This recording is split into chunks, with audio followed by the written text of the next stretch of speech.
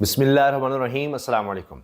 تحریک انصاف کے بانی چیئرمین عمران خان صاحب نے فیصلہ کر لیا ہے کہ دھاندلی کو ہضم نہیں ہونے دیں گے۔ جو پاکستان کی تاریخ کی سب سے بڑی دھاندلی اور دھاندلا کیا گیا ہے، آخری حد تک جایا جائے گا۔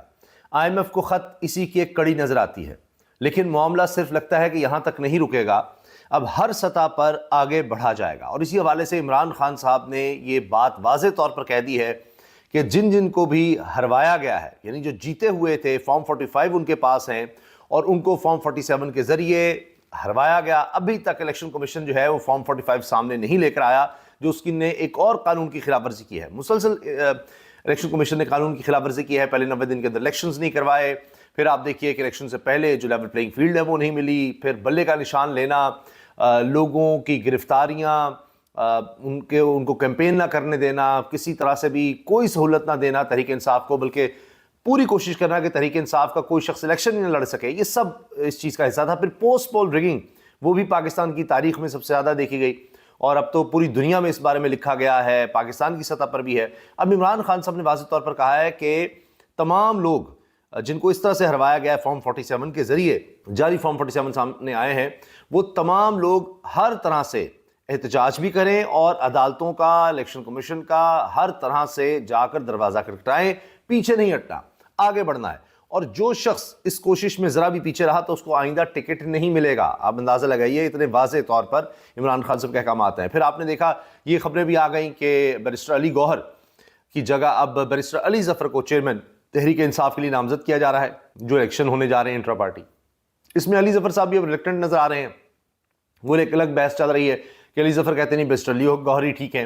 اور شریف افضل مروت نے یہ کہا ہے کہ کیونکہ وہ کارکنوں کی امیدوں پر بیرسٹر علی گوہر نہیں پورا اتر سکے، اس لیے وہ اتنا ایگریسو سٹانس نہیں لے رہے تھے۔ اب ایک بات تو واضح ہے کہ عمران خان صاحب کسی بھی طرح سے کوئی مفاہمت یا کوئی ڈیل کے چکر میں بالکل نہیں ہیں، اور وہ کہتے ہیں جو ہمارا مینڈیٹ چوری کیا ہے اس کو ہم نے واپس لینا ہے، کسی طرح سے اس غیر قانونی، غیر آئینی، چوری والی حکومت کو ہم نہیں مانیں گے۔ اب اسی حوالے سے آپ دیکھیں کہ صرف یہ نہیں ہے کہ تحریک انصاف اب اکیلی ہے، اس میں آوازیں مل رہی ہیں۔ اب سندھ اسمبلی کا اجلاس نہیں ہونے دینا، اس میں تو JUI مولانا فضل الرحمان صاحب کی جماعت آگے نظر آ رہی ہے، اس کے ساتھ GDA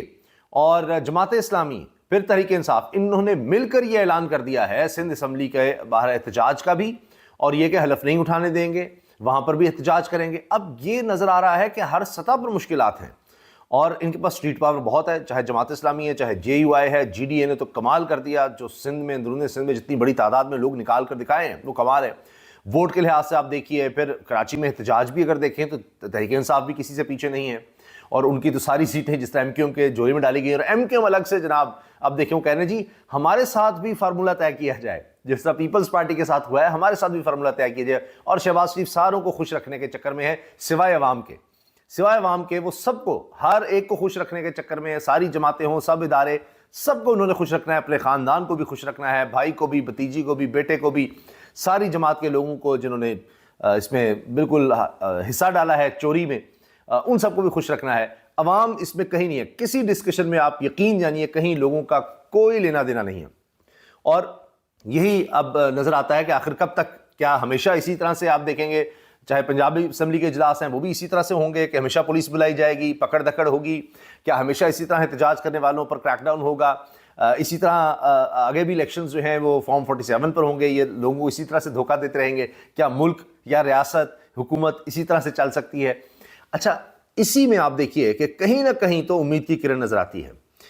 پشاور ہائی کورٹ جس طرح سے آئین اور قانون اور بنیادی انسانی حقوق کے لیے مظلوم کے ساتھ کھڑی نظر آ رہی ہے، اس کی کہیں اور مثال نہیں مل رہی پاکستان میں۔ پشاور ہائی کورٹ کی طرف سے آپ دیکھیں کہ کس طرح سے جو بھی کسی کو مسئلہ ہو کہ جی اس کے گھر کو 4 دیواری اور اس طرح ان کے لیے مسائل ہیں، کسی کو لاپتہ اغوا والا مسئلہ ہے تو پشاور ہائی کورٹ جا سکتا ہے۔ اب اسی میں آپ دیکھیں پہلے میاں اسلم اقبال کا معاملہ آیا، وہ وہاں پر گئے اور ان کو یہ حق ملا کہ اچھا آپ جا کر عدالت پیش ہونا چاہتے ہیں، تب تک آپ کو گرفتار نہ کیا جائے۔ لیکن پھر کیا ہوا کہ پھر بھی ان کی گرفتاری کی کوشش کی گئی۔ اب اس میں پشاور ہائی کورٹ کی طرف سے یہ احکامات آئے ہیں کہ IG خیبر پختونخوا اس چیز کو دیکھیں، اور اگر یہ پنجاب پولیس نے یہ کرنے کی کوشش کی ہے تو ان کے خلاف کارروائی کی جائے، اور یہ پھر سارا معاملہ توہین عدالت کا ہے جو میاں اسلم اقبال لے کر گئے ہیں۔ اس کے ساتھ ساتھ لاہور سے تحریک انصاف کے نو منتخب ایم پی اے حافظ فرت عباس کی پشاور ہائی کورٹ سے حفاظتی ضمانت منظور ہوئی ہے، عدالت نے متعلقہ حکام کو گرفتاری سے روک دیا ہے۔ اب یہ بات بھی آئی، شاید اسی کیس میں آئی، کہ یہ آپ لوگ پشاور ہائی کورٹ ہی کیوں آتے ہیں؟ تو یہاں پر جواب ملا اس لیے کہ وہاں پر تو عدالتوں میں جانے کوئی نہیں دیتا، وہیں پہلے ہی پکڑ لیا جاتا ہے، اغوا کر لیا جاتا ہے، لاپتہ کر دیا جاتا ہے، عدالت تک ہم پہنچ نہیں سکتے۔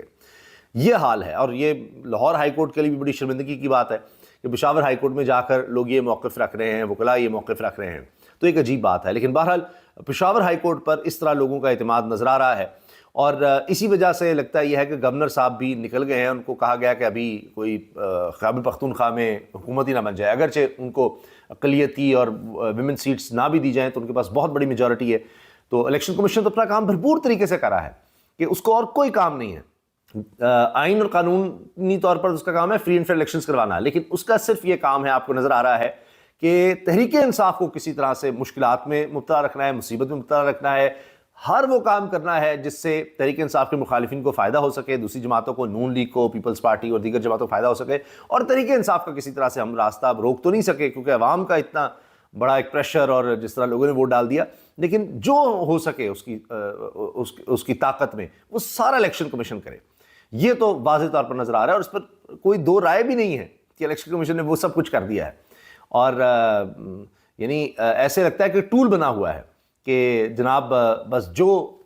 ہو سکے گا ہم کریں گے اپنی سطح پر، چاہے وہ فارم 45 کو روکنا ہو، چاہے الیکشن ریزلٹس مینیپولیٹ کرنے ہوں، جو بھی کرنا ہو۔ اب دیکھیں نا، وہ راولپنڈی کے کمشنر کا معاملہ، وہ پہلے ویڈیو میں سب کے سامنے آئے تھے، پریس کانفرنس میں سب کے سامنے آئے تھے، اب وہ بس ان کی خبر آ گئی اور کچھ بھی پتہ نہیں، خود ہی انکوائری کر دی۔ تو ایسے لگتا ہے کہ ادارے جو ہیں یہ اندر سے کھوکھلے نہیں ہو گئے، ختم ہو چکے ہیں، تباہ ہو گئے ہیں، برباد ہو چکے ہیں۔ تو کہیں کہیں اگر امید کی کرنا ہے، جس طرح میں نے آپ سے عرض کیا پشاور ہائی کورٹ کی، تو پھر اب دیکھیں ان کے خلاف بھی توپوں کا رخ ہوگا، مگر پشاور ہائی کورٹ جو ہے وہ ڈٹی ہوئی ہے، ان کے چیف جسٹس ڈٹے ہوئے ہیں۔ وہ جس طرح کے ان کے بیانات ہیں کہ میں نے یہ وعدہ کیا ہوا ہے اللہ تعالیٰ سے کہ میں قانون اور انصاف کے مطابق فیصلہ کروں گا، جو مرضی ہو جائے، وہ اس پر عمل درآمد کرتے نظر آتے ہیں۔ اور ان کے خلاف بہت کچھ کہا گیا، زرتاج گل کو جب انہوں نے ضمانت دی تھی تب بھی، اور کہا کہ جی بچی بیٹی ہماری یہاں پر آئی ہے اور کیوں اس طرح سے کیا جا رہا ہے، باہر اتنی پولیس آ گئی۔ اب یہ سارا مسئلہ یہ ہے کہ جو میں گورنر کا ذکر کر رہا تھا کہ خیبر پختونخوا میں الیکشن کمیشن کو بھی مسئلہ ہے، چلو ڈیلے تو کریں نا، اور کچھ نہیں کر سکتے، تو وہاں حکومت بنے گی اگر خیبر پختونخوا میں تحریک انصاف کی، جب وہ وزیر اعلیٰ علی مین گنڈا پور صاحب بن جائیں گے تو پھر اور زیادہ جناب مسئلہ بنے گا کہ وہاں تو ایڈمنسٹریشن ساری ان کے انڈر آ جائے گی۔ 18ویں ترمیم کے تحت